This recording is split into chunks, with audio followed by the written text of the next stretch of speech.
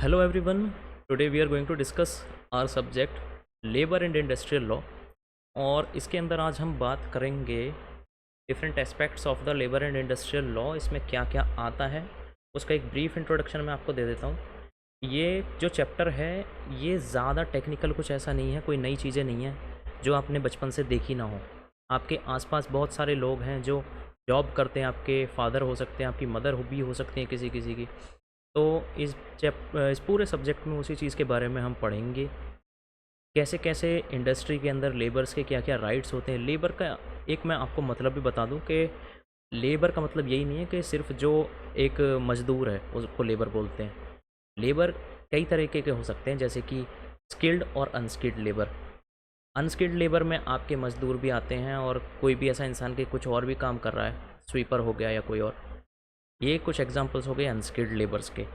वहीं skilled labours में आपके जो लोग पढ़े लिखे होते हैं, जिन्होंने कोई स्किल हासिल करी है, किसी ने ग्राफिक डिज़ाइनिंग का कोर्स किया है, किसी ने कोई कंपटीशन निकाला है गवर्नमेंट का, या फिर किसी ने कोई एंट्रेंस एग्ज़ाम निकाला है, उसके बाद कोई डिग्री पूरी करी है, उसके बाद वो जॉब कर रहे हैं। तो ये बेसिकली छोटे मोटे डिफरेंस होते हैं। लेबर एक इतनी छोटी टर्म नहीं है कि उसको एक मज़दूर कह दें तो वो लेबर हो गया। इंडस्ट्री के अंदर जितने भी लोग हैं एम्प्लॉयमेंट के तहत, उनके अपने अपने क्या क्या राइट्स होते हैं, इस बारे में आज हम पढ़ेंगे कि आप अगर मैरिड हैं तो आपके क्या राइट्स हैं, आप अनमैरिड हैं तो आपके क्या राइट्स हैं, एक मेल के क्या राइट्स होते हैं, एक फ़ीमेल के क्या राइट होते हैं। फीमेल में अगर वो वुमेन चाइल्ड बर्थ दे रही है तो उसके क्या राइट्स हैं, अगर वो चाइल्ड बर्थ दे चुकी है, उसके 2 बच्चे हैं, एक्सेट्रा एक्सेट्रा। ये सब सिनेरियोज़ आप इस सब्जेक्ट के अंदर आज पढ़ेंगे। So without wasting any further time, let's move to the first question, which says, what do you mean by maternity benefit? For what a period a woman employee shall be entitled to get a maternity benefit under the Maternity Benefit Act 1961? अब maternity benefit का मतलब क्या होता है कि जो भी एक वुमेन है जो प्रेग्नेंट है, या वो चाइल्ड बर्थ देने वाली है या दे चुकी है, प्रेग्नेंट नहीं भी है तो वो अभी अभी उसका कोई बेबी हुआ है, उस टाइम पर एक फाइनेंशियल सपोर्ट इंडस्ट्री उस वुमेन को सब प्रोवाइड करती है, जिससे कि वो एकदम से उसकी लाइफ वल्नरेबल ना बन जाए। यहाँ पर हम देखते हैं कि उसकी डेफिनेशन के बारे में। Maternity benefit refers to the financial support and certain employment protections provided to women employees during their maternity leave. Maternity leave तभी होती है जब एक वुमेन एक इस स्टेज पे आ जाती है कि उससे आना जाना भी पॉसिबल नहीं होगा, उसको बहुत ज़्यादा केयर की ज़रूरत है, वो एक चाइल्ड को बर्थ देने वाली है या वो दे चुकी है, उसके शरीर में इतनी शक्ति नहीं है कि वो अभी डेली रूटीन वर्क्स को उतने एफिशिएंटली कर सके, इसलिए वो अपनी एम्प्लॉयमेंट ड्यूटीज़ को फुलफ़िल नहीं कर सकती। ऐसे टाइम पे उसको मैटरनिटी लीव्स दी जाती हैं। Under the Maternity Benefit Act 1961, this benefit ensures that women can take time off from work around the time of childbirth without fear of losing their job or income। ये आपने इसके definition के बारे में पढ़ लिया। अब इसके कुछ की प्रोविजंस यहाँ पर लिखे हैं, उनको हम देख लेते हैं। क्या इसकी एलिजिबिलिटी है? A women must have worked for at least 80 days in the 12 months immediately preceding the date of her expected delivery. यानी कि जिस वुमेन की डिलीवरी है उसके जस्ट 80 डेज़ बैक देखा जाए तो मतलब पूरे 80 डेज़ का एक वर्क होना चाहिए पूरे 12 महीनों के अंदर। अगर 80 दिन भी उस महिला ने काम किया है अपने पिछले साल में, अपने डिलीवरी डेट से पहले, तो वो एलिजिबल है अपनी मैटरनिटी लीव लेने के लिए। सेकेंड टाइम है पीरियड ऑफ मैटरनिटी बेनिफिट कितना होता है। The act originally provided 12 weeks of maternity leave, but this was increase to 26 weeks by an amendment in 2017।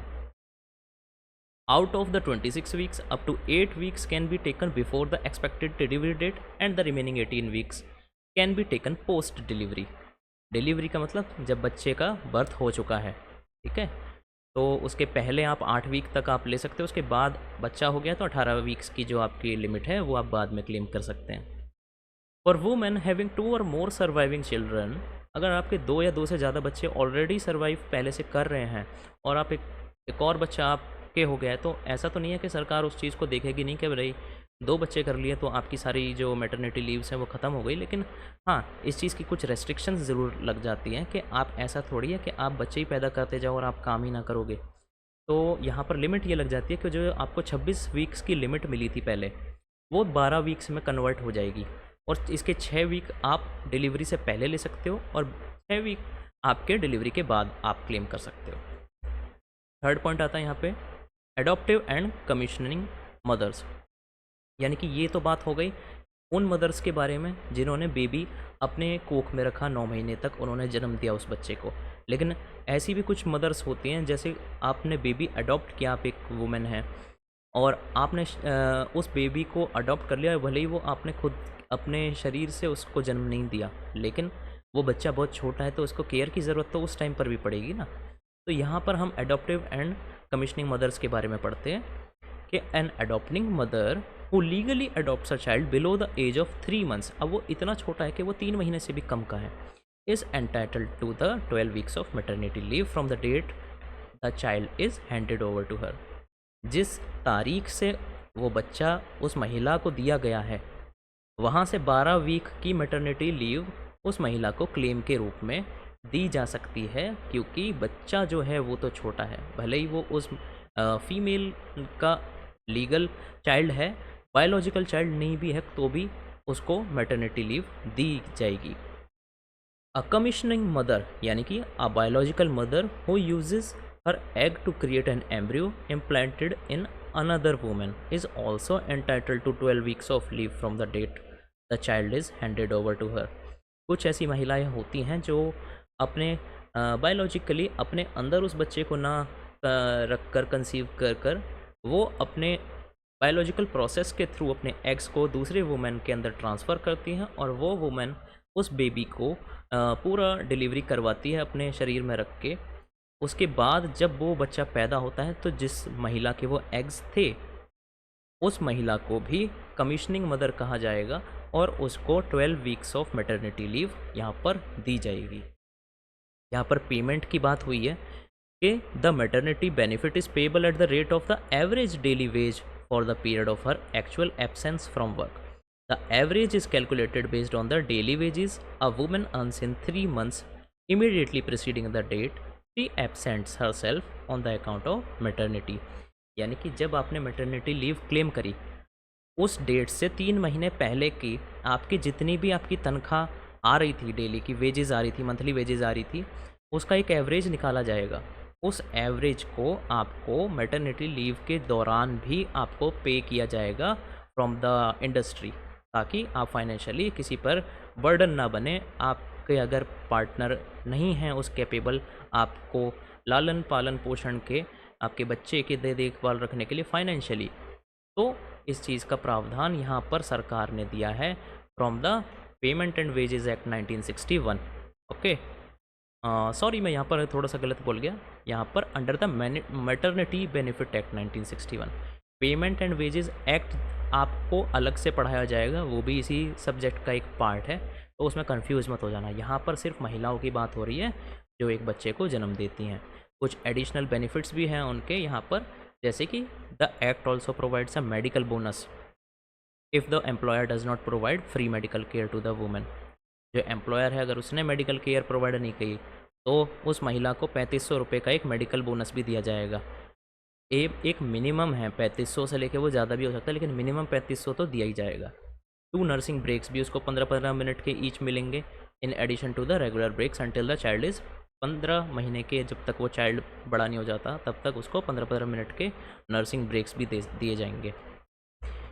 6th है protection from dismissal. Protection from dismissal मतलब कि उसको किसी भी इलीगल या आर्बिट्रेरी तरीके से महिला को उसकी जॉब से नहीं हटाया जाएगा। ये चीज़ भी इस एक्ट के थ्रू, मैटरनिटी बेनिफिट एक्ट 1961 के थ्रू यहाँ पर वुमेन को ग्रांट किया गया है।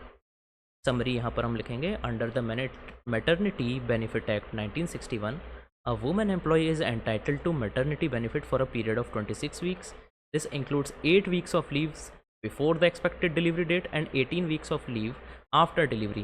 In the case of a woman who have 2 or more surviving children, the benefit is restricted to 12 weeks, जो हमने डिस्कस कर लिया। The act also provides for maternity leave for adoptive and commissioning mothers। इन दोनों चीज़ के बारे में भी अब आप जान गए हैं कि कौन सी adoptive mother है, कौन सी commissioning mothers है। इन दोनों के बीच में डिफरेंस भी आपको अगर पूछ ले तो आप बता सकते हो। ensuring comprehensive support during the early stages of motherhood. With this, our first answer gets completed. Let's move to the second question, which says define deduction. What deductions can be made by an employer from the wages of an employee under the Payment of Wages Act 1936. अब यहाँ पर payment of wages act 1936 की बात हो गई है, तो इसमें दो टर्म हैं, एम्प्लॉयर एंड एम्प्लॉई। एम्प्लॉयर वो इंसान होता है जो आपको काम पर रख रहा है, जिसकी इंडस्ट्री में एक पोजीशन है जो आपकी पेमेंट्स के लिए लायबल है आपको देने के लिए, तो उस इंसान को हम कहेंगे एम्प्लॉयर। एंड आप अगर काम कर रहे हैं, आप एम्प्लॉयमेंट के थ्रू वहाँ पर रिक्रूट होकर आए हैं, तो आप एम्प्लॉई हैं वहाँ पर, ठीक है। यहाँ पर हमारे पेमेंट ऑफ वेजेस एक्ट 1936 के बारे में हम देख लेते हैं कि डिडक्शन का मतलब क्या है। Deduction refers to any amount that is subtracted from the wages of an employee by the employer. The Act outlines specific permissible deductions and aims to regulate these to protect workers from unfair wage practices. यहाँ पर कुछ एक detail explanation हम देख लेते हैं कि क्या है कॉन्स्टिट्यूट्स और deductions permissible types under the act के। डेफिनेशन आ जाती है डिडक्शन की। Deduction is any deduction made from the employees wages by the employer and it can include fine, charges for houses accommodation, recovery of advances और loans and other specified reasons. कि permission के साथ government भी इस चीज़ को देखती है कि आपके वो जो भी लेबर है, आप उसके तनख्वाह में से कैसी कैसी कटौतियाँ कर रहे हो। आप उसके अंदर अगर ज़्यादा कटौती कर दोगे, उसके लाइवलीहुड पे बात आ जाएगी। एक लिमिट तक अगर वो कोई उस चीज़ के लिए लाइबल है, आप उसकी डिडक्शन करोगे तो वो चीज़ एक्सेप्टेबल है। बट ऐसे ही अगर इन चीज़ों को रेगुलेट नहीं किया गया तो मनमानी तरीके से कितने भी रुपए देके आपका प्रताड़ना, वहाँ पे आपकी प्रताड़ना भी हो सकती है। आप फिर किसके पास जाओगे? इसको ध्यान में रखते हुए गवर्नमेंट का पेमेंट ऑफ वेजेस एक्ट 1936 निकल कर आया था। अब इसमें परमिसिबल डिडक्शंस हम देख लेते हैं। पहला आता है फाइन्स। फाइन्स क्या होता है? Fines for breaches of discipline. आपने कोई डिसिप्लिन वहाँ पे तोड़ दिया, कोई रूल तोड़ दिया, और other acts of misconduct provided they are in accordance with the conditions laid down in the act.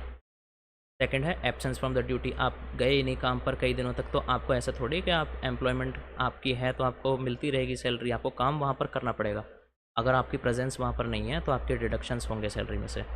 Third, आपसे कोई डैमेज या लॉस हो जाता है किसी चीज़ का, तो एम्प्लॉयर जो है उसको एम्प्लॉई उस चीज़ के लिए रिस्पॉन्सिबल है, एम्प्लॉयर उसमें डिडक्शंस कर सकता है और आप उस चीज़ के लिए लाइबल रहेंगे। फोर्थ, आपका हाउस एकोमोडेशन अगर प्रोवाइड करता है एम्प्लॉयर, या आपके रहने खाने की व्यवस्था अगर एम्प्लॉयर ने की है तो उसके भी डिडक्शंस वहाँ पर आपकी सैलरी से किए जाएंगे। फिफ्थ, यहाँ पर एमिनिटीज़ एंड सर्विसेज हैं जो एम्प्लॉयर प्रोवाइड करता है गवर्नमेंट के थ्रू।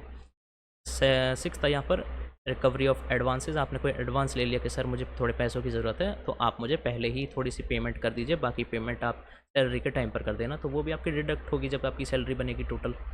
सेवन्थ, आपका कोई लोन है तो उस चीज़ का भी आपका डिडक्ट होगा, इंटरेस्ट होगा उसका। तो अगर एम्प्लॉयर उस चीज़ के लिए एंटाइटल्ड है कि रिकवर एम्प्लॉयर को करना है, आपके ऊपर कोई लोन चढ़ा हुआ है, तो वो फिर डिडक्शन आपकी सैलरी से कर सकता है। एट्थ, यहाँ पर इनकम टैक्स आपके जितने भी आप पेएबल हो उसके लिए भी एम्प्लॉई के सैलरीज में से डिडक्शंस होंगे। फिर आपका प्रोविडेंट फंड होता है जो कि आपका एक अलग से एक फंड जुड़ता रहता है while your working period, your tenure. इस टाइम पे जितना भी प्रोविडेंट फंड है ये आपकी सैलरी के ही अंदर से कटता रहता है और जुड़ता रहता है एक जगह, जो आपको बाद में कभी फ्यूचर में एकदम से अगर फंड्स की ज़रूरत पड़े, फाइनेंशियल कोई प्रॉब्लम आ जाए, तो उसको आप यूज़ कर सकते हो।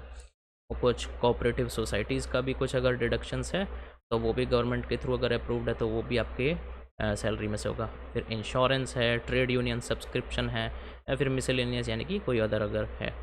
ट्रेड यूनियन सब्सक्रिप्शन के अंदर क्या आता है? Deduction made with the return authorisation of the employee for payment of fees और contribution payable to any registered trade union. Trade union क्या होता है उसके बारे में भी हम आपके यहाँ पर पढ़ेंगे। समरी हम लिख सकते हैं कि the payment of wages act 1936 allows specific deductions to be made from an employee's wages ensuring these deductions are lawful and justified. यानी कि डिडक्शंस भले ही आप एम्प्लॉयर कर सकते हो एम्प्लॉय के सैलरी में से, लेकिन ये लॉफुल होने चाहिए और जस्टिफाइड होने चाहिए। The act protects the employees from arbitrary deductions and provides a framework with in which employers can make such deductions. These permissible deductions include fines, recovery for absence from duty, house accommodation charges, damage or loss recovery, advances or loan repayments, income tax, provident fund contributions, and payments to cooperative societies or insurance schemes. यहाँ पर हमारा second question भी पूरा complete हो जाता है. Let's move to the third question which says discuss the immunities from civil and criminal liabilities available to the office bearers of a trade union. अब इसके बारे में हम पढ़ेंगे कि office bearers of a trade union कौन कौन होते हैं, मतलब कैसी तरह की इम्यूनिटीज़ इनको मिलती है.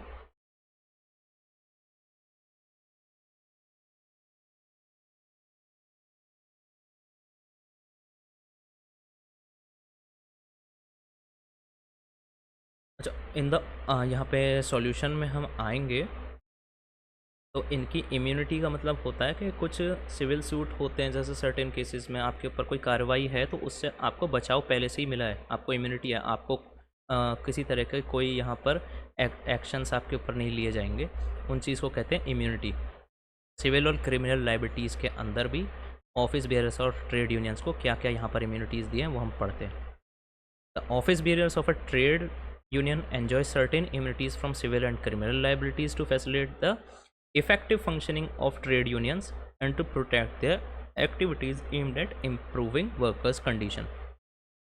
जितने भी वर्कर्स हैं उनके ऊपर जो डायरेक्टली इन्वॉल्व होते हैं ना, उनको कोई मैसेज प्रोवाइड करना है, उनकी देख रखाव करनी है, रख रखाव करना है, उनका कोई कंडीशंस है, उनकी कुछ मांगे हैं, उनको ध्यान में रखना है.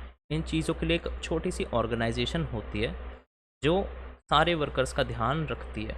उसके अंडर सारे वर्कर्स रिप्रेजेंट करते हैं. ठीक है, कोई रिपोर्ट करता है तो ट्रेड यूनियन को जाके करेगा सीधा, तो उनकी जो बात है वो अपर लेवल तक इंडस्ट्री में पहुंचाई जाएगी. ये होता है ट्रेड यूनियन या फिर office bearers of a trade union. अब यहाँ पर सिविल और क्रिमिनल इम्यूनिटीज़ देखते हैं हम. पहली तो आ गई सिविल सूट इम्यूनिटी आ जाती है फ्रॉम सेक्शन 18.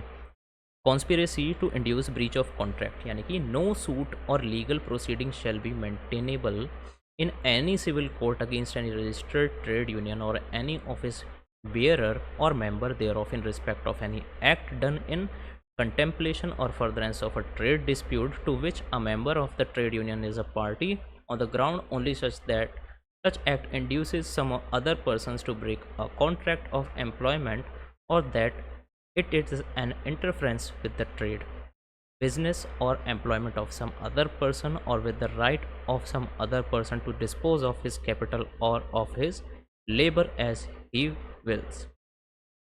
यहाँ पर leading proceedings for trade disputes.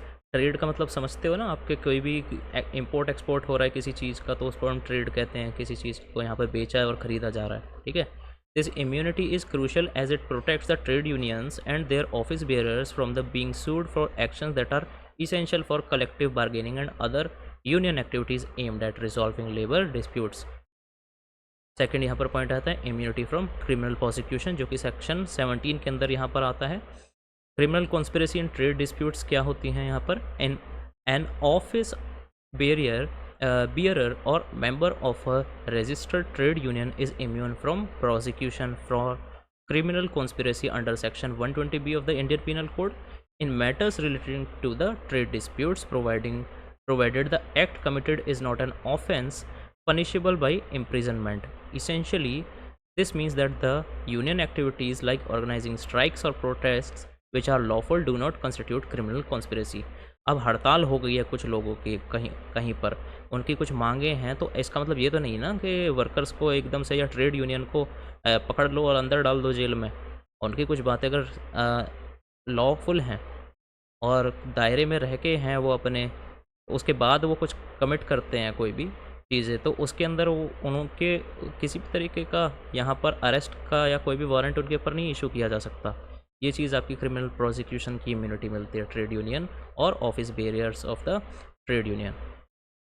Third point आता है इम्यूनिटी फ्रॉम वाइकेरियस लाइबिलिटी, यानी कि एक्ट्स ऑफ मेंबर्स और एजेंट्स. अगर ट्रेड यूनियंस के कोई भी एजेंट्स या एक्ट्स हैं, उनके एक्सप्लिसिट ऑथराइजेशन के बिना उन्होंने कोई काम कर दिया, जितने भी ट्रेड यूनियन के कोई भी ऑफिसर हैं, उनका कोई भी ऐसा एक्ट पकड़ा गया जिसमें उनके पास किसी भी तरह की परमिशन नहीं थी ट्रेड यूनियन से, तो वहाँ पर ट्रेड यूनियन उस चीज़ के लिए लायबल नहीं है, वो पर्सन अलग एक आइडेंटिटी बनेगी उस पर्सन की, और कुछ भी अगर लाइबिलिटीज़ हैं तो उस पर्सन के ऊपर होगा, लेकिन ऐसा नहीं है कि ट्रेड यूनियन को वहाँ पर पिनलाइज किया जाएगा। यहाँ पर है रैशनले बिहाइंड इम्यूनिटीज़। इम्यूनिटीज़ क्यों दी गई थी उसका एक रीज़न भी देख लेते हैं। The immunities provided to trade union office bearers are design to ensure that the trade unions can operate effectively without the constant threat of litigation और क्रिमिनल चार्जेस। ठीक है, अगर क्रिमिनल चार्जेस का डर होगा तो ट्रेड यूनियन काम ही कैसे कर पाएगी, हर चीज़ को वो सोच सोच के देखेगी कि कुछ करना है या नहीं करना है, ऐसे तो कुछ काम हो ही नहीं पाएगा। वो एक स्लेवरी सिस्टम की तरह हो जाएगा कि हर चीज़ के लिए आपको परमिशन लेनी पड़ेगी, वरना आपको बंद कर दिया जाएगा। प्रोमोट कलेक्टिव बार्गेनिंग का मतलब क्या होता है? By protecting union activities related to trade disputes, these immunities support the practice of collective bargaining, which is essential for negotiating fair wages, working conditions, and other employment terms. Encouraging union formation and participation. The fear of legal repercussions could deter individuals from forming or participating in trade unions. Immunities help to alleviate these fears, thus encouraging more robust participation in union activities. Protect the right to organise and protest, ये सारी headings आप बिल्कुल याद रख लेना। इसके अंदर आप अपने मन से लिख सकते हो कि protect to the right of organise and protest. ठीक है, इसमें क्या आता है? Immunities ensure that the fundamental rights of workers to organise strike and protest for better conditions are not unduly hampered by legal actions. यहाँ पर limitations and conditions देख लेते हैं हम कि while these immunities are significant protections, ठीक है, they are not absolute. Some limitations and conditions include, कुछ ऐसे कंडीशंस भी तो होंगी, अगर ऐसा थोड़े कि मनमानी आप भी करोगे, आपको कोई अगर इम्यूनिटी मिली है तो। ये लॉफुल एक्टिविटीज़ होनी चाहिए पहले तो आपकी, जो मैंने बताई दिया, इसके बारे में कुछ पढ़ने की ज़रूरत नहीं है, ये आप खुद लिख लोगे लॉफुल क्या होता है, अनलॉफुल क्या होता है। सेकंड हो गया रजिस्ट्रेशन रिक्वायर्ड होना चाहिए, कि ट्रेड यूनियन का एक रजिस्ट्रेशन होना चाहिए under the trade unions act 1926 to avail the immunities. अगर आपका रजिस्टर्ड नहीं है ट्रेड यूनियन, फिर भी आप ऐसे कुछ एक्ट करते हो तो आपके किसी भी तरह के कोई भी यहाँ पर एंटरटेनमेंट नहीं मिलेगा, कोई भी इम्यूनिटीज़ आपको नहीं दी जाएंगी। और एक और पॉइंट है कि जो भी आप काम कर रहे हो वो गुड फेथ में होना चाहिए, यानी कि भलाई के लिए होना चाहिए ट्रेड यूनियंस का, तो किसके लिए? उनके मेंबर्स के लिए। कंक्लूजन यहाँ पर निकल के आता है, the immunities from civil and criminal liabilities granted to the office bearers of a trade union under the Trade Unions Act 1926 are vital for the functioning and effectiveness of trade unions. These protections enable union leaders to focus on advocating for workers' rights and negotiating with employers without the constant threat of legal actions. By ensuring that trade unions can operate without undue interference, these immunities play a crucial role in maintaining industrial harmony and promoting fair labor practices. With this, our third question also gets completed. Let's move to the fourth question, which says discuss the procedure for the registration and recognition of a trade union. यहाँ पे trade union के बारे में तो हमने पढ़ लिया, अब उसके रजिस्ट्रेशन के बारे में भी थोड़ा यहाँ पे देखेंगे। Just a second.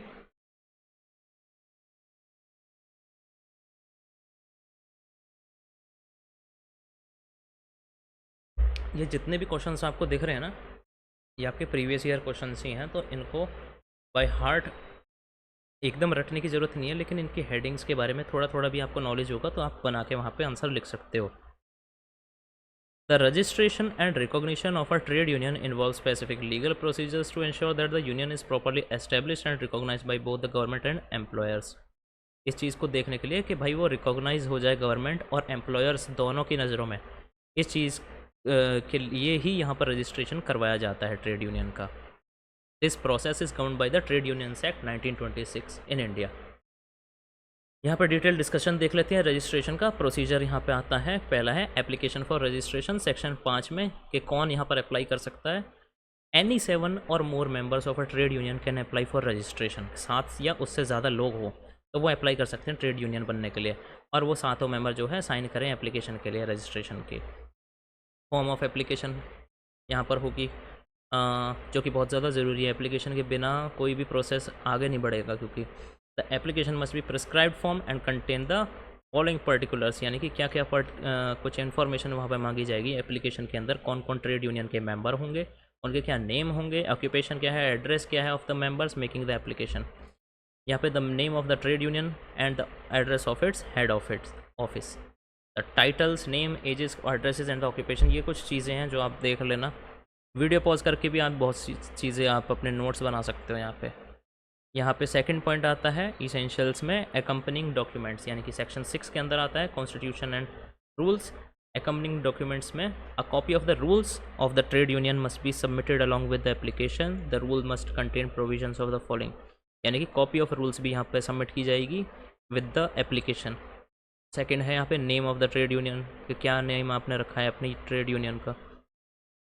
The whole of objects for which the trade union has been established, यानी कि आपका क्या ऑब्जेक्टिव है ट्रेड यूनियन का, उसके अंदर आप क्या क्या चाहते हो, कि आपके क्या राइट्स हों, क्या पावर्स हों।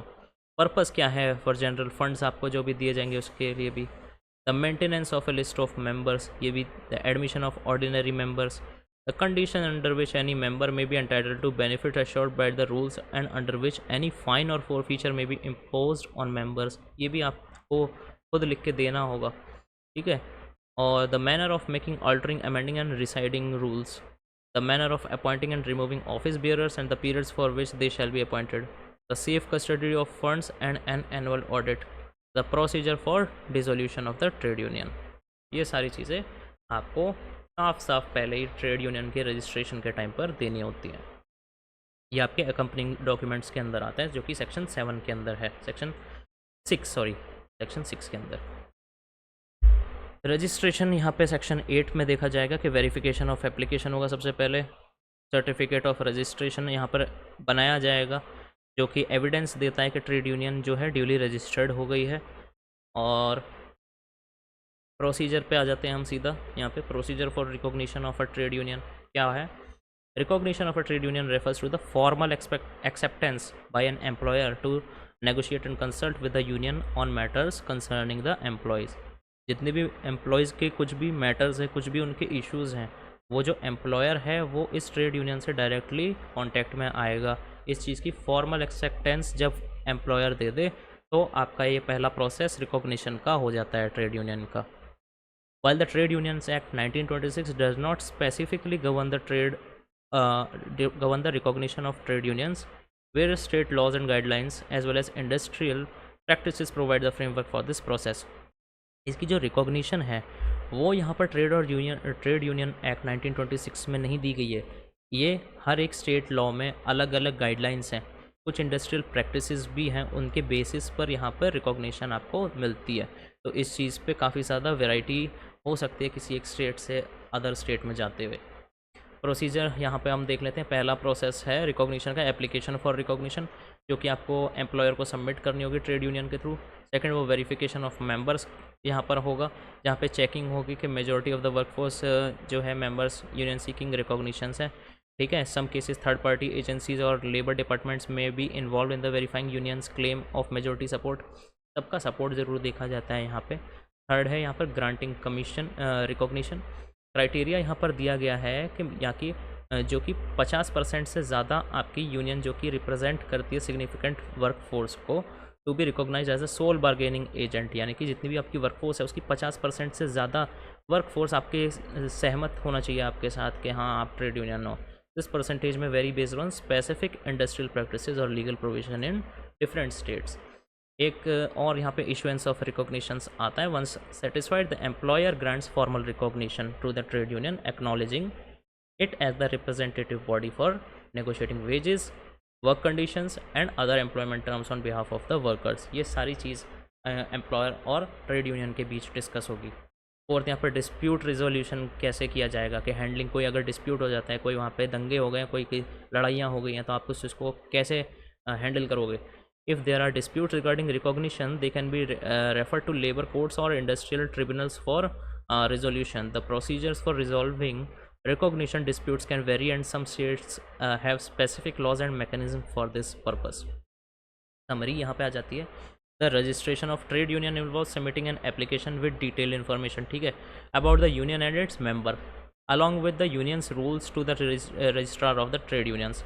फिर यहाँ पर एक बार वेरिफिकेशन हो गई, the union is to issue a certificate of registration, ठीक है, रिकॉग्निशन भी हो गई, इशुएंस भी हो गया सर्टिफिकेट का। Recognition on the other hand जो है is a process by which an employer formally acknowledges a registered trade union as the representative body for the employees.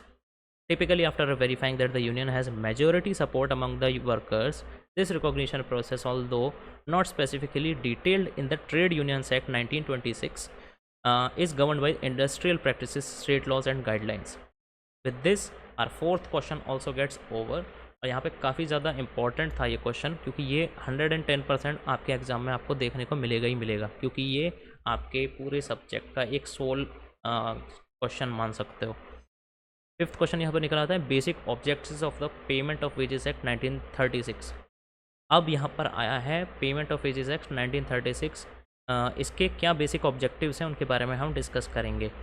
ये सारे जितने भी क्वेश्चन हैं ये चाह कर भी आप इग्नोर नहीं कर सकते, जो भी मैं वीडियो में करा रहा हूँ, तो ध्यान से सुनना और अपने पर्सनल नोट्स भी बना लेना।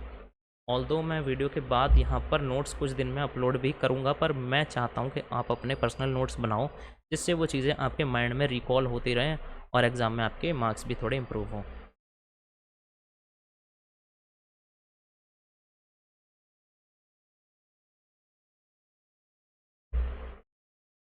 यहाँ पर आता है objectives of the payment wages act 1936। पहला ऑब्जेक्टिव क्या है इसका, कि टाइमली पेमेंट ऑफ वेजेस हो, कि जितने भी वर्कर्स हैं उनको रेगुलरली पेमेंट मिले। ऐसा नहीं है कि पेमेंट किसी भी दिन मिलेगी या नहीं मिलेगी, उनके बीच किसी भी तरह की रेगुलरिटी नहीं है कि या तो पेमेंट आपकी मंथली बेसिस मिले या वीकली बेसिस मिले या आर्ली बेसिस भी मिलती है कई जगह पर। और ऐसे भी होता है कि कहीं पर मंथली की जगह 3 मंथ क्वार्टरली हो या 6 महीने में हो या पूरी साल में हो, ऐसे वैसे बहुत कम होता है, लेकिन ये चीज़ें आपके टाइमली पेमेंट ऑफ वेजेस आ जाएगा। पहला पॉइंट जो है पेमेंट ऑफ वेजेस एक्ट 1936 का। सेकंड है फुल पेमेंट ऑफ वेजेस, यानी कि किसी भी तरह की डिडक्शंस आपकी अनऑथराइज या अनफेयर डिडक्शंस आपकी वेजेस में से ना हो एम्प्लॉयर के थ्रू। ये यहाँ पर हमने कैसे कैसे अनफेयर या अनऑथराइज डिडक्शंस, इन चीज़ों को आप डिटेल में हम पहले ही पढ़ चुके हैं। थर्ड पॉइंट आता है prevention of unlawful deductions, same he point है ऑलमोस्ट, इसको भी आप लिख लोगे। फोर्थ पॉइंट है एम्पावरमेंट ऑफ वर्कर्स। तो एम्पावरमेंट कैसे आएगी, the regulating of payment of wages. ठीक है, पहली तो रेगुलेशन हो रहा है उनका, इंश्योरिंग ट्रांसपेरेंसी के आपकी पेमेंट में ये क्या किस किस तरह की डिडक्शंस है, क्लेम्स हैं, आपको इतनी पेमेंट मिल रही है तो उसमें क्या क्या आपके राइट्स हैं, कितना आपका प्रोविडेंट फंड बनेगा, क्या आपको मिल रहा है, कितना आपके हैंड में इन सैलरी आ रही है, कितने दिन आप आए हो तो उसके कितने पैसे जुड़े, कि आपने कोई अगर लीव ले ली है अगर बीच में तो उस लीव के बिहाफ पे आपके कितने डिडक्शंस और हो गए, etcetera and etcetera. Fifth point है आपके legal framework of ways payment के। वेज पेमेंट जितनी भी हैं वो वर्कर के नॉन कंप्लायंस ऑफ मतलब जितने भी अथॉरिटी ने जो भी डिसाइड किया है आपके एम्प्लॉयमेंट के टाइम पर, उसके लीगल फ्रेमवर्क होता है कि वेज पेमेंट्स किस किस बिहाफ पे आपको दी जाती है। इसके पीछे ये ऑब्जेक्टिव होता है कि किसी भी तरह का डिस्प्यूट यहाँ पर वर्कर्स के बीच ना हो जाए या लेबर्स के बीच में या एम्प्लॉयर और एम्प्लॉयज़ के बीच में। सिक्स पॉइंट है प्रोटेक्शन ऑफ वल्नरेबल वर्कर्स, यानी कि कुछ ऐसे लोग हैं जो उनका एक ही अगर पूरे फैमिली में लालन पोषण करने वाला है, खाना कमाने वाला है, उसकी अगर जॉब चली जाएगी तो फिर कैसे घर चलेगा, इन चीज़ों के लिए वहाँ पर प्रोटेक्शन भी दी जाती है। अगर वो महिला है तो यार उसका अगर बच्चा कोई पैदा हो रहा है तो ऐसा तो नहीं है कि वो काम कर लेगी सारे उसी तरीके से, उसको रेस्ट चाहिए, उसके बच्चे को लालन पोषण भी चाहिए, सब कुछ चाहिए। तो ये सब चीज़ों के लिए प्रोटेक्शन ऑफ वल्नरेबल वर्कर्स यहाँ पर हम लिख सकते हैं पेमेंट ऑफ वेजेस एक्ट 1936 के तहत। सेवन्थ पॉइंट है promotion of industrial harmony. Harmony का मतलब क्या है, भाईचारे का एक फीलिंग हो, वहाँ पर शांति हो, जितना भी है स्टेबल हो पूरा वर्किंग कंडीशन, जिससे प्रोडक्टिव वर्किंग एनवायरनमेंट वहाँ पे क्रिएट किया जाए। एट्थ पॉइंट है regulation of wage periods and pay days. The act mandates regularity of wage periods and pay days, ensuring that there is no undue delay in the disbursement of wages. This helps in financial planning of workers who rely on their wage for their daily needs.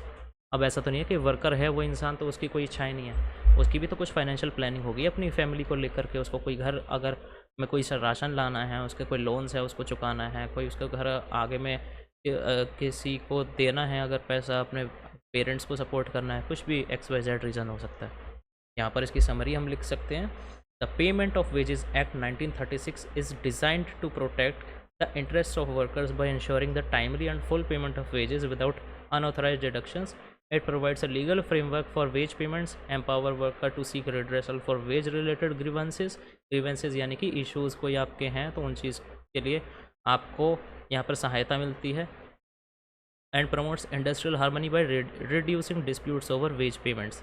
The Act plays a crucial role in safeguarding the financial well-being of workers, particularly those in vulnerable positions, and helps in maintaining a stable and fair working environment.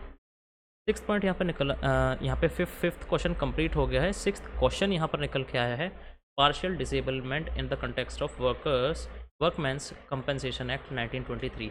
ये सारे act अलग अलग अपनी importance रखते हैं पूरे subject में, इसलिए इन सब के ऊपर मैंने स्पेसिफिकली इन क्वेश्चंस को पिक करके पहले रखा है प्रेफरेंस में।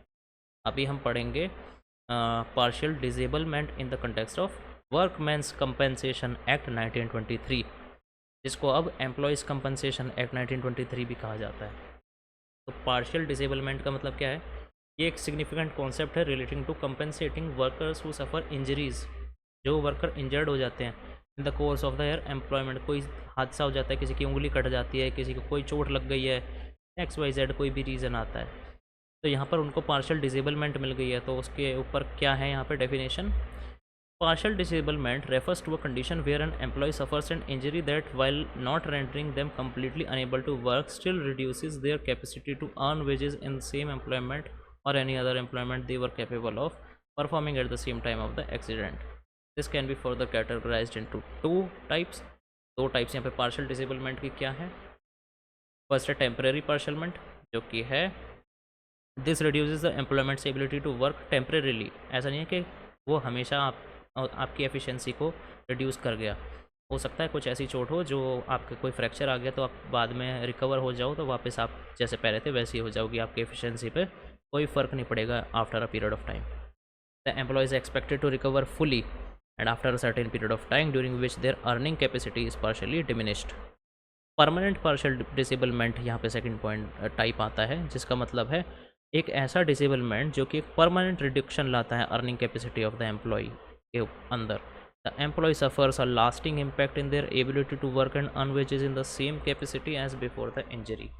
जो इंजरी के पहले वो कमाई होती थी उस बाद में है उसमें एक परमानेंट रिडक्शन हो गया है, उसको कहते हैं permanent partial disablement. Calculation of compensation यहाँ पे होता है क्योंकि आप एम्प्लॉयर हो, आपके अंडर वो वर्कर काम कर रहा है, उसको कोई चोट लगी है, उसकी फैमिली को फिर कौन देखेगा, उसके लिए कंपनसेशन तो उस इंसान को मिलना चाहिए। तो इसका जो कंपनसेशन है वो यहाँ पे डिसाइड कैसे किया जाता है। तो पहला, अगर आपको टेम्परेरी पार्शियल डिसेबलमेंट है तो कैलकुलेशन जो है बेस्ड होता है reduction in earning capacity during the period of disablement के तहत। It is generally paid as a percentage of the difference between the workers pre injury and post injury wages. ये आपके कंपनसेशन के through आपको मिल जाता है।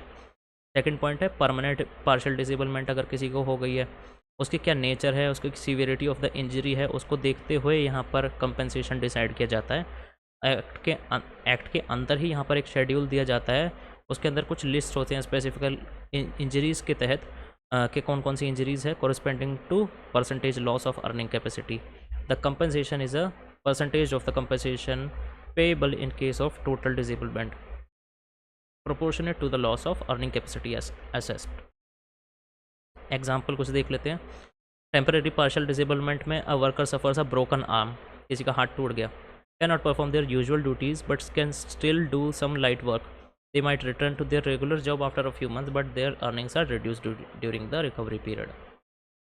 परमानेंट पार्शियल डिसेबलमेंट में क्या होता है कि किसी वर्कर की अगर उंगलियां कट गई हैं तो शेड्यूल 1 के तहत यहाँ पर कुछ एक्ट में जितनी भी आपकी असेसमेंट है कि सर 10% ऑफ अर्निंग कैपेसिटी यहाँ पे आपकी लॉस हुई है, कंपनसेशन वहाँ पे आपका कैलकुलेट होगा। फिर इसी तहत फैक्टर्स हैं कुछ कंसीडर किए जाते हैं कंपनसेशन के टाइम पे, वो भी हम यहाँ पे देख लेते हैं। There are several factors taken into account while determining compensation for partial disablement. कौन से ये फैक्टर्स हैं? नेचर ऑफ द इंजरी के किस तरह की आपको चोट लगी है, उस शेड्यूल के अंदर क्या उसकी प्रावधान यहाँ पे दिए गए हैं। अर्निंग कैपेसिटी के ऊपर आप लिख सकते हो कि क्या उसके वेजेस थे usual before and after the injury, और यहाँ पे other suitable employment is critical factor. फिर यहाँ पे एज एंड एक्सपीरियंस हम लिख सकते हैं कितना हो गया है, कितना, उसको हिसाब से भी यहाँ पर देखा जाता है। लीगल प्रोविजंस कुछ दिए हैं, सेक्शन 2G के और the employers compensation act 1923 defines the partial disablement, और सेक्शन 4 यहाँ पे आउटलाइन करता है various types of disablements including partial disablement. Summary हम लिख सकते हैं, partial disablement under the employees compensation act 1923 refers to a condition where an employee's earning capacity is reduced due to an injury sustained in the course of employment. It can be temporary or permanent, and compensation is calculated based on the extent of the loss of earning capacity.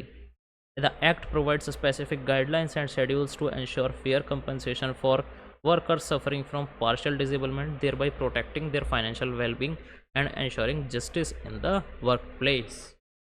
With this, our question 6 also gets completed. तो partial disablement के ऊपर भी अगर आपको आएगा तो आपको बस एक ही चीज़ देखनी है, डेफिनेशन भी पूछ ले कि ऐसी इंजरी जो एक वर्कर को एम्प्लॉयमेंट के एक्टिविटीज़ परफॉर्म करते टाइम हो, वो पार्शियल डिसेबलमेंट के अंदर आती है। इसके दो टाइप्स होते हैं, temporary partial disablement and permanent partial disablement. इसके एग्जाम्पल में आप लिख सकते हो, a man with a broken arm, वो आ गया, who can recover after a few months, वो तो पार्शियल टेम्परेरी पार्शियल डिसेबलमेंट के अंदर आ गया। और a person who lost his fingers, ये आ गया आपका परमानेंट पार्शियल डिसेबलमेंट के अंदर। नेक्स्ट क्वेश्चन यहाँ पर आया है, clearly explain who is a workman of an employer under the industrial disputes act 1947। Also discuss the scope, object and main features of the industrial disputes act 1947। Definition यहाँ पर हम देखेंगे, वर्कमैन की industrial dispute act के तहत, under the industrial dispute act 1947 a workman is broadly defined to include any person employed into any industry to do any manual, unskilled, skilled, technical, operational, clerical और supervisory work for hire और reward. This include those who have been dismissed, discharge और retrenched in connection with और as a consequence of any dispute. यहाँ पर आ गए आपके workman की definition. Specific definition section 2S के अंदर है, of the act, a workman means general inclusion, पहला पॉइंट आया है, any person including an apprentice employed in any industry to do any manual, unskilled, skilled, technical, operational, clerical और supervisory work for hire और reward. Exclusions यहाँ पर आते हैं, कुछ ऐसे पर्सनस हैं जो कंसीडर नहीं करे गए हैं वर्कमैन के अंदर, those employed mainly in a managerial और एडमिनिस्ट्रेटिव कैपेसिटी, ये भी नहीं है, उसके अंदर आते हैं। Those employed in a supervisory capacity and drawing wages exceeding a certain limit specified by the act, और performing functions mainly of a managerial nature. एक persons of to the air force act 1950, the army act 1950 और the navy act 1957, और employees of the police और prison services, ये सब आपके exclusions में आते हैं। यहाँ पर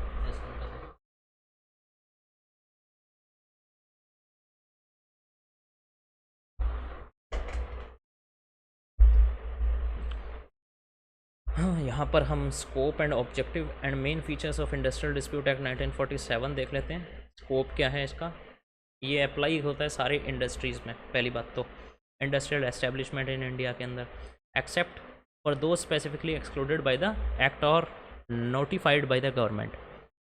the act provides a comprehensive framework for the investigation and settlement of industrial disputes, ensuring the regulation of employment terms and conditions and fostering industrial peace and harmony. ये आपका स्कोप आ गया।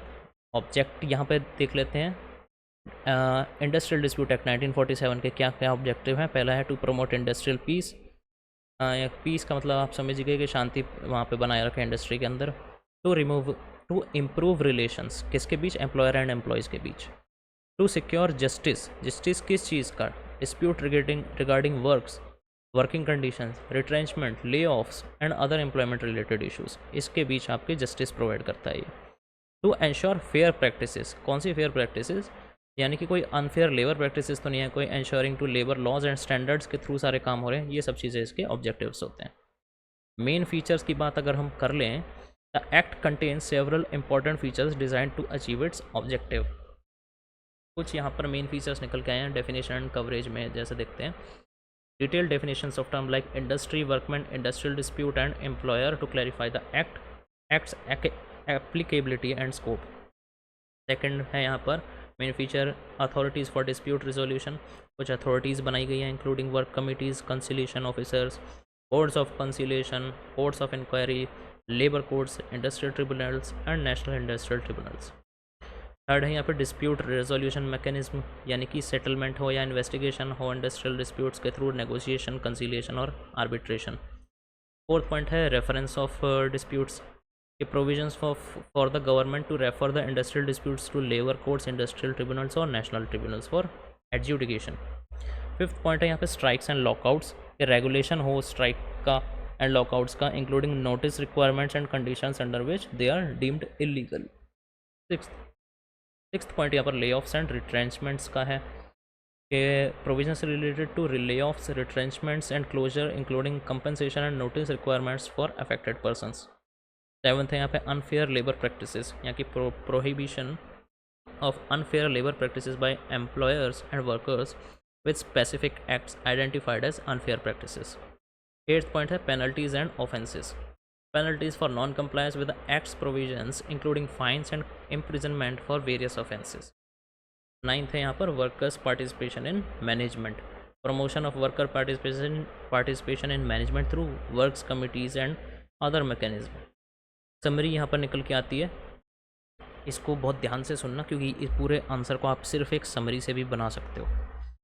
The Industrial Disputes Act 1947 defines a workman broadly to include various categories of workers but excludes those in managerial or supervisory positions above a certain wage threshold. The Act aims to promote industrial peace, improve employer-employee relations, secure justice for workers, and ensure fair labor practices. It establishes various authorities and mechanisms for the investigation and resolution of industrial disputes, regulates strikes and lockouts, and address layoffs and retrenchments. By providing a comprehensive legal framework, the Act seeks to maintain industrial harmony and protect the rights and interests of workers in India. With this, our question 7th also gets completed. यहाँ पर हम एक basic question जो पूरे subject के ऊपर आता है कि डिफाइन इंडस्ट्री और discuss with the help of decided cases यहाँ पर हम देखेंगे। यहाँ पे डेफिनेशन ऑफ इंडस्ट्री देखेंगे, फिर उसके अंदर यहाँ पे क्या कुछ केसेस भी हमारे यहाँ पर दिए गए हैं उनके बारे में भी हम पढ़ेंगे। काफ़ी सारे यहाँ पे केसेस भी हैं जिनको हम यहाँ पे देखेंगे। ये हमारा लास्ट क्वेश्चन है, इसके बाद कोई एज सच क्वेश्चन नहीं बचेगा। जस्ट अ सेकेंड, वो भी हम ख़त्म कर लेंगे, उसके बाद कुछ छोटी मोटी टर्म्स हैं उसको भी हम देख लेंगे।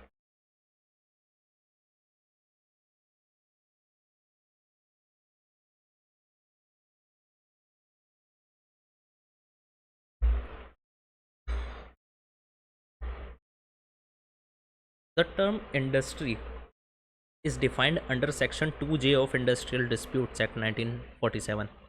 ये छोटे मोटे क्वेश्चन आपको हमेशा याद रहने चाहिए कौन से सेक्शन में है, कौन से एक्ट के अंदर है। Industry means any business, trade, undertaking, manufacture or calling of employers and includes any calling, service, employment, handicraft or industrial occupation or avocation of workmen. ये इसकी एक definition है। This definition is broad and encompasses a wide range of activities that involve the employer and employee relationship. However, the interpretation of what constitutes an industry has been subject to judicial scrutiny and interpretation over the years. First यहाँ पे judicial interpretation and decided cases यहाँ पर आ गए हैं। पहला है Bangalore water supply and sewage board versus Rajappa 1978 AIR 548। ये आपका एक लैंडमार्क केस है जो प्रोवाइड करता है comprehensive definition of industry. The supreme court of India in this case laid down several की प्रिंसिपल्स जिसमें आपके आते हैं triple test for industry. The court established a triple test for to determine whether an entity is an industry. First point है यहाँ पे systematic activity. There should be systematic activity. Industry के अंदर क्या क्या होना चाहिए? Cooperation between employer and employee, production and distribution of goods and services, ये चीज़ भी होनी चाहिए। ब्रॉड इंक्लूजन होना चाहिए। The definition of industry was interpreted broadly to include a wide variety of activities. The court held that unless the activity is purely philanthropic, यानी कि लोगों की भलाई के लिए जब तक ना हो कोई भी एक्टिविटी, तो उसको without any element of systematic activity it can be classified as an industry. Exclusion यहाँ पर है, यानी कि कौन कौन सी चीज़ें हैं जो एक्सक्लूजन में यानी कि एक्सक्लूड करी गई हैं, जो इंडस्ट्री के अंदर नहीं लिए गए हैं। Casual activities meaning activities that are not systematically organised. Small clubs, cooperative societies and certain religious और चैरिटेबल इंस्टीट्यूशंस, ये कोई इंडस्ट्री नहीं है। Where the services are rendered by the volunteers and not by the employees. Second यहाँ पर case आ गया state of Bombay versus hospital Mazdoor Sabha 1960 AR 610। इस केस में सुप्रीम कोर्ट ने हॉस्पिटल्स को इंडस्ट्रीज माना था। The court reasoned that the hospitals systematically carry out activities with the cooperation of employers and employees to provide medical services satisfy the test laid down in the act. Third यहाँ पे case है DN Banerjee versus PR Mukherjee 1953 AIR 58। This case involve Calcutta Municipal Corporation. The Supreme Court held that municipal activities like supplying water and electricity, sewage disposal, and road maintenance constitute an industry. MCD के बारे में यहाँ पर आया है कलकत्ता की, कि sewage का कुछ काम हो गया या कोई सप्लाई वाटर आप कर रहे हो, इलेक्ट्रिसिटी सप्लाई कर रहे हो और रोड का मेंटेनेंस कर रहे हो, तो आप भी एक इंडस्ट्री हो। The court emphasized the systematic and organized nature of these activities involving the cooperation of employers and employees. Fourth यहाँ पर केस है management of Safdarjung hospital New Delhi versus Kuldeep Singh Sethi 1971। इसमें भी आया था कि जो सफदरजंग हॉस्पिटल है वो सुप्रीम कोर्ट ने एक इंडस्ट्री माना गया था, एक्ट के अंदर उसने डिक्लेयर किया था सुप्रीम कोर्ट ने। The court noted that the hospital carry out systematic activities with the cooperation of employers and employees to provide medical services satisfying the criteria laid down in the act. Fifth यहाँ पर और last जो एक case है वो है Ahmedabad textile industries research association versus state of Bombay 1960 AIR 190। The supreme court in this case held that the research activities carry out by the Ahmedabad textile industries research association constituted an industry. The court emphasized that the activities were systematic and organized and were carried out with the cooperation of employers and the employees for the production of goods and services. की points यहाँ पर क्या निकल के आते हैं? इतने सारे केस तो हमने पढ़ लिए, इनके से क्या क्या हमारे की पॉइंट्स डिसाइडेड केस से निकल कर आए हैं? पहला आया systematic and organised activities, second है एम्प्लॉयर एम्प्लॉय कोऑपरेशन, थर्ड है प्रोडक्शन और distribution of goods and services, fourth है broad interpretation with specific exclusions. Summary यहाँ पर हम लिख सकते हैं, the definition of industry under the industrial disputes act 1947 is a broad and inclusive encompassing various systematic and organized activities involving the cooperation of employers and employees and aimed at producing or distributing goods and services. The judicial interpretations, particularly in landmark cases like Bangalore Water Supply and Sewage Board versus A. Rajappa, have provided a comprehensive understanding of what constitutes an industry, including detailed tests and criteria, while also identifying specific exclusions. These judicial precedents have significantly influenced the application and interpretation of the term industry in Indian labor law. यहाँ पर आपके सारे major questions जितने भी थे वो complete हो गए हैं। कोई भी अगर आपको डाउट रह जाता है आगे चल के तो आप मेरे को बता सकते हो। बाकी कुछ ऐसे छोटे छोटे चीज़ें हैं जो मैंने यहाँ पे लिखी है कि what is a lay off, what is a lockout, इनके क्या क्या है, role of outsider in trade union, ये छोटे छोटे ज़्यादा इंपॉर्टेंट क्वेश्चंस नहीं है। Wages under the payment of wages act 1936, इस स्ट्राइक का कॉन्स्टिट्यूशनल राइट, इसको हम देख सकते हैं, और रिट्रेंचमेंट क्या होता है, इन दोनों क्वेश्चंस को हम अभी देख लेते हैं। जो भी एक स्ट्राइक होती है, हड़ताल होती है, क्या वो एक कॉन्स्टिट्यूशनल राइट है? अगर क्वेश्चन आ जाता है एग्जाम में तो इसको हम देखते हैं।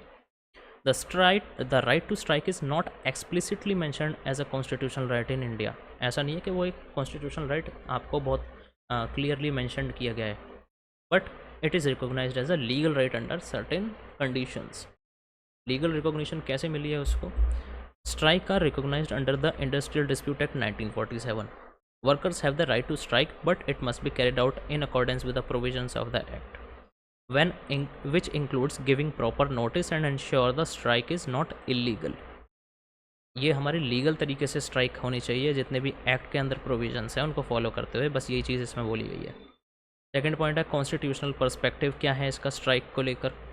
While the right to strike is not a fundamental right under the Indian constitution, it is derived from the fundamental right to form association और यूनियंस, जो कि आर्टिकल 19(1)(c) के अंदर दिया गया है।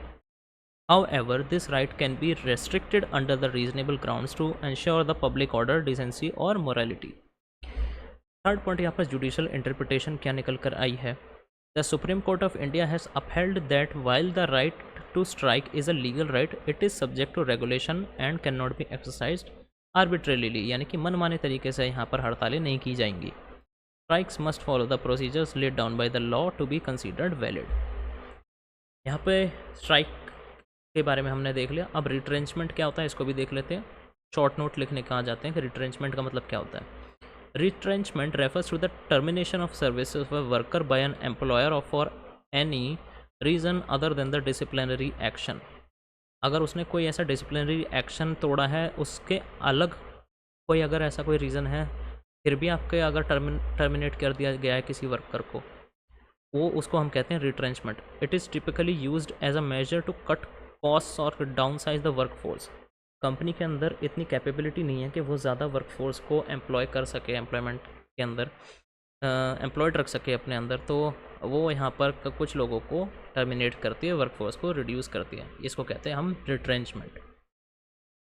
डेफिनेशन यहाँ पे इंडस्ट्रियल डिस्प्यूट एक्ट 1947 के अंदर आती है कि retrenchment means the termination by the employer of the service of a workman for any reason whatsoever otherwise than as a punishment inflicted by the way of disciplinary action. यहाँ पर कुछ यहाँ पे एक्सक्लूजन है। Retrenchment does not include voluntary retirement, यानी कि कुछ लोग ऐसे होते हैं जो खुद ही कह देते हैं कि मुझे अब रिटायरमेंट लेना है, मैं सर्विस छोड़ रहा हूँ, तो वो आपके रिट्रेंचमेंट में नहीं आएगा। Retirement on reaching the age of superannuation, termination of service due to continued ill health और expiry of a fix term contract, इन सब चीज़ों को यहाँ पे एक्सक्लूड किया गया रिट्रेंचमेंट के अंदर से। प्रोसीजर क्या होता है इसका? The act mandates that a workman should be given 1 month's notice in writing indicating the reason for retrenchment or wages in lieu of such notice and the compensation equivalent to 15 days average pay for every completed year of continuous service. यहाँ पर right to compensation भी यहाँ पे हम देख लेते हैं। Retrenchment में workers who are retrenched are entitled to compensation and other benefits as prescribed by the act. The compensation helps in mitigating the financial impact of sudden unemployment.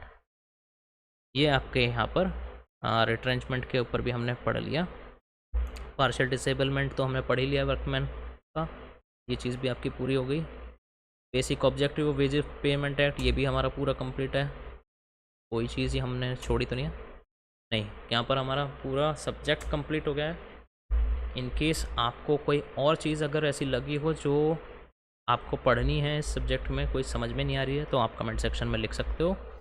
Thank you for watching the video and I wish you all the very best for your upcoming exams and मिलते हैं अब हम अगली video में।